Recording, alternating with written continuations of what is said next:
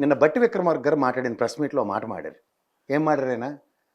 నేను రాజశేఖర రెడ్డి గారిని గౌరవిస్తాను కాబట్టి, రాజశేఖర రెడ్డి గారి బొమ్మ నా ఇంట్లో ఉంటుంది కాబట్టి నీకు కష్టం అనిపించవచ్చు.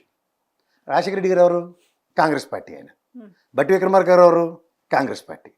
లాయల్టీ ఎవరి మీద చూపిస్తున్నాడు? కాంగ్రెస్ పార్టీ మాజీ ముఖ్యమంత్రి మీద ఆయన లాయల్టీ చూపిస్తున్నాడు. But where it comes to Revanth Reddy గారు. ఇప్పుడు దీన్ని జూబ్లీహిల్స్ బై ఎలక్షన్లో ఇక్కడ అమీర్పేటలో కూడా మైత్రివనం దగ్గర రామారావు గారు విగ్రహం పెడతా అన్నాడు. కాంగ్రెస్ వాడు కాంగ్రెస్ని వ్యతిరేకించినోడు విగ్రహం ఎందుకు పెట్టాలి? తెలుగుదేశం పార్టీ ఎప్పుడు ఏర్పడింది? కాంగ్రెస్ పార్టీ పునాదులను పెకిలించడానికి ఏర్పడిన పార్టీ అది. కాంగ్రెస్ పార్టీ ముఖ్యమంత్రి అంటే కాంగ్రెస్ పరంగా ఉంటూ ఆ మాట ఎందుకన్నాడు? రెండో మాట, నిన్న ఖమ్మం సభలో ఆయన జాగ్రత్తగా నువ్వు మాట్లాడితే బట్టి విక్రమార్క గారు మాట్లాడిన మాటలకు కౌంటరా, లేదంటే ఈ తపేలా ఛానల్ ఇచ్చిన దిక్కుమాల స్క్రిప్ట్కి రేవంత్ రెడ్డి బలైపోతున్నాడు? జాగ్రత్తగా గమనించు.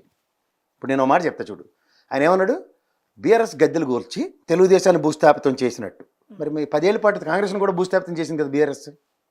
అప్పుడు ఎందుకు గద్దెలు కూల్చలేపు? మీకు ఎవడు కంచూపు మేరలో లేడు కదా మీరు ఎవరన్నా.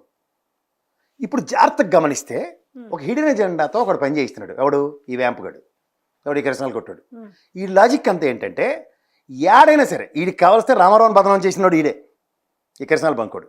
ఎవరిని? చంద్రబాబు నాయుడు గారినే కూర్చోపెట్టి ఎన్టీఆర్ ఆరోగ్యశ్రీ తీసి రామారావు పేరు లేకుండా చేయాలి. ఇవన్నీ నేను కదా మాట్లాడింది, టీ కొట్టాడే, కిరసనాలు గబ్బాలు అమ్ముకున్నాడే మాట్లాడిన మాటలు ఇవి.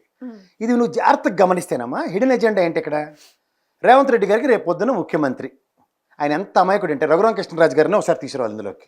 రఘురామ కృష్ణరాజు గారికి తెల్లారు నీళ్ళ వాళ్ళు కెమెరాలు పెట్టి వీడియోలు చూపించిపోతే ఆయనకి నిద్ర పట్టదు.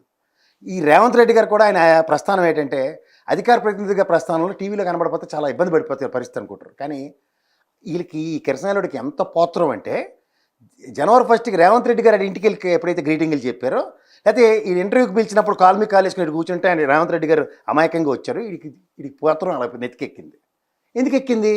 ఆయన ఇంట్లో మన పాలిగడ్డ టైపే. పాలిగడ్డ రాతలు రాసేది ఈడే కాబట్టి.